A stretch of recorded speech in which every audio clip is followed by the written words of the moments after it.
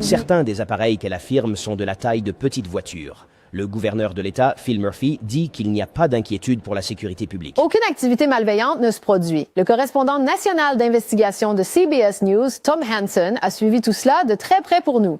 Alors Tom, qu'avons-nous appris? Parce que les gens voient ces drones. Il y a des rapports selon lesquels ils sont aussi grands qu'une voiture.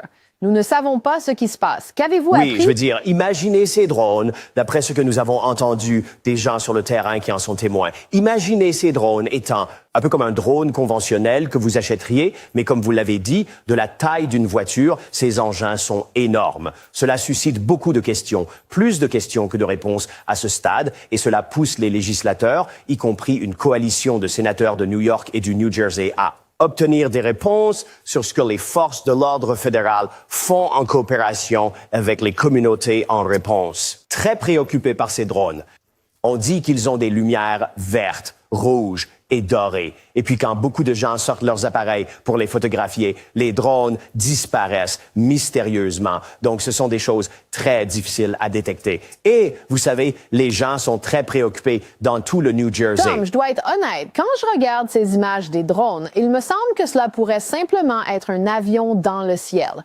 Savons-nous à quelle fréquence les gens aperçoivent réellement ces drones géants plus préoccupants au lieu de voir simplement quelque chose?